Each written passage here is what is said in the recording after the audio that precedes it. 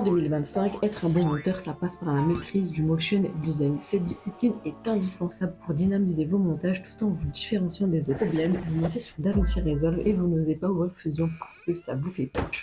Mais en agissant comme ça, vous passez à côté d'un outil hyper puissant qui permettrait d'agrandir tellement plus la qualité de vos montages. Parce qu'une fois que vous maîtrisez Fusion, vous pouvez laisser libre cours à votre créativité. Vous comprenez le fonctionnement du logiciel et donc vous êtes capable de recréer quasiment n'importe quelle animation. Et au vu du manque criant de tutos sur DaVinci Resolve, que ce soit en français comme en anglais, j'ai décidé d'apporter la lumière pop-up. Oui, rien que ça. Petite parenthèse, je m'appelle Feriel, je suis monteuse vidéo, parce que là, pas de surprise, et j'ai directement commencé avec DaVinci Resolve parce que c'est trop bien. Dès le début, c'était pas compliqué, moi j'avais une seule chose en tête, devenir une crack. Je voulais être trop fort, je voulais faire des trucs stylés. Du coup, j'ai pensé le logiciel, notamment Fusion, et maintenant je suis capable de recréer ce genre de trucs.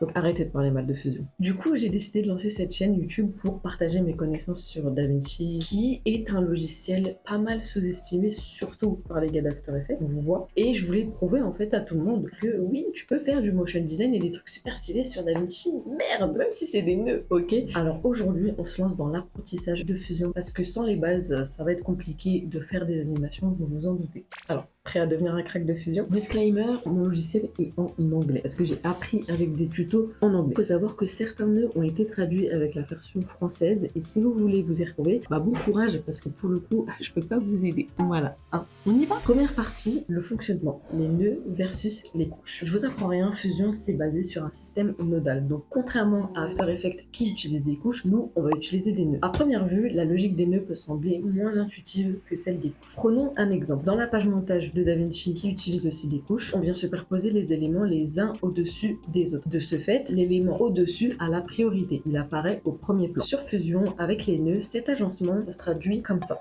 Et là, je vous ai perdu. Laissez-moi vous expliquer. Avec les nœuds, on vient mettre nos éléments les uns à la suite des autres, de gauche à droite. De ce fait, c'est l'élément qui est à droite d'un autre qui a la priorité, donc apparaît au premier plan. Dans ce cas de figure, mon texte apparaît donc au-dessus de mon background car il est à sa droite, il est devant. Deuxième partie, la structure des nœuds. Pour commencer, on va prendre un nœud, n'importe lequel et peu importe la couleur des flèches. Exemple, sur ce nœud, à gauche, on a une flèche, à droite, un carré. Ces deux extrémités du nœud représentent les entrées et les sorties. Sauf exception, chaque nœud possède un input et un output. Pour connecter deux nœuds entre eux, je dois connecter la sortie de l'un à l'entrée de l'autre. Dans ce cas de figure, j'ai un nœud. Je veux qu'il soit brillant. Je lui ajoute donc un glow. Pour faire ça, je prends le carré de mon texte, donc la sortie, et je la connecte à la flèche de mon glow, l'entrée. Pour comprendre comment ça marche, on va lire ça à l'envers. J'ai un glow, un nœud qui sert à faire briller un élément. La flèche de ce glow, donc l'entrée, est connectée au carré de mon texte, donc la sortie. Fusion va donc comprendre que le texte doit devenir brillant car mon glow reçoit l'output de mon texte. On comprend donc que l'output d'un nœud se connecte toujours à l'input d'un autre. De cette manière, les deux vont pouvoir communiquer. Maintenant, passons à la troisième partie, les différents types de nœuds. Dans Fusion, on va avoir différents types de nœuds et chaque type aura un rôle en particulier. Alors même si la configuration peut changer d'un nœud à un autre, on retrouve toujours des flèches d'entrée et des carrés de sortie. Donc si vous avez compris le principe, pas de peine. Pour nos nœuds, on va les classer en 4 groupes. On va avoir les générateurs et les blocs de couleurs,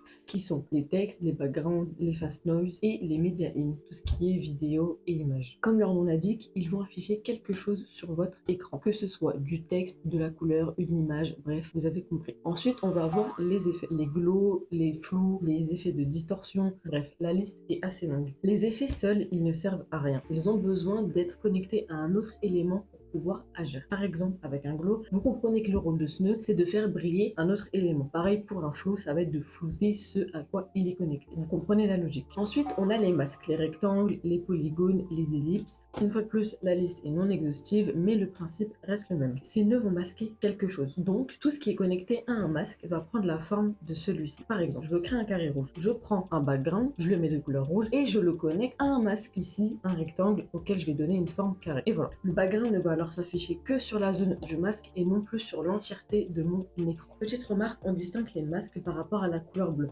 mais la couleur des flèches, on y revient juste après. Pour finir, on a la dernière catégorie, la merge. Une merge a une seule rôle, superposer un élément par-dessus un autre. Vous devrez utiliser des merges seulement pour connecter les générateurs et les blocs de couleurs au reste de votre composition. Petit exemple pratique. Dans la page montage, j'ai une photo. Par-dessus, je lui rajoute un texte, puis je décide de flouter l'arrière-plan, donc je prends un effet de blur et je l'applique à mon arrière-plan. Voilà la timeline qu'on obtient. Sur Fusion, pour reproduire ça, on va avoir besoin de notre photo, donc ici notre media in. On va la connecter à notre texte et vous voyez qu'automatiquement une merge apparaît. Vous ne pouvez pas connecter deux blocs de couleurs / générateur à la suite l'un de l'autre comme ça. Il faut utiliser une merge. Mais de toute façon, dès que nécessaire, Fusion ajoute une merge quand vous allez essayer de connecter ensemble des nœuds qui en ont besoin. Donc ne vous tracassez pas trop l'esprit avec ça, même si c'est quand même important de comprendre. Enfin, je veux que mon image soit floutée. Pour ça, je prends un nœud de flou et je le connecte à mon image. Si je la connecte à la suite de tous mes nœuds, je vais flouter l'entièreté de ma composition, donc mon texte. Vous comprenez donc le rôle de la merge. Dans ce cas de figure, elle place mon texte au-dessus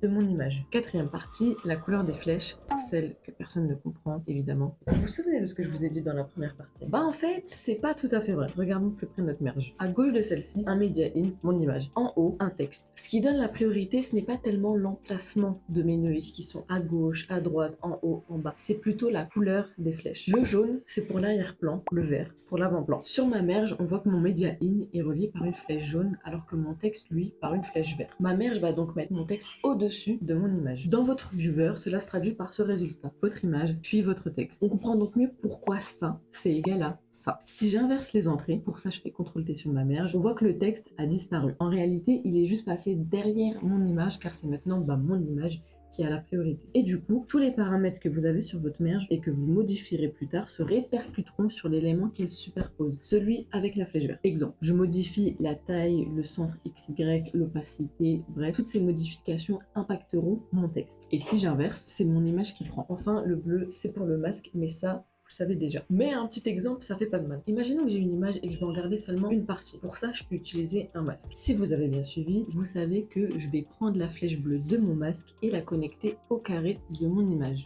Et là, j'ai masqué mon image. Dans mon viewer, on voit bien que mon image ne se superpose plus entièrement dans le viewer, mais a pris en fait la forme de mon masque. C'est aussi simple que ça. Voilà ce que vous avez besoin de savoir sur la couleur des flèches. Et de ce fait, notre introduction à Fusion est terminée. Vous êtes sur le bon chemin pour devenir des cracks. Si vous souhaitez en apprendre davantage sur Fusion, car cette vidéo sert juste d'introduction, on n'a vu que les bases, mais il y a encore énormément de choses à voir. Vous pouvez toujours prendre un coaching avec moi. Tous les liens sont en description. Vous remplissez un petit questionnaire. On parle de ça plus en détail pour mieux s'organiser. Voilà. Sinon, vous pouvez vous abonner et suivre les différents tutos qui sortiront sur cette chaîne parce que j'ai décidé cette année d'être active. C'était Feriel, j'espère avoir pu vous aider. Si c'est le cas, c'était un plaisir et on se dit à la prochaine. Peace. Imaginons que j'ai une image et que je vais en garder seulement une partie. Pour ça, je peux utiliser... Putain.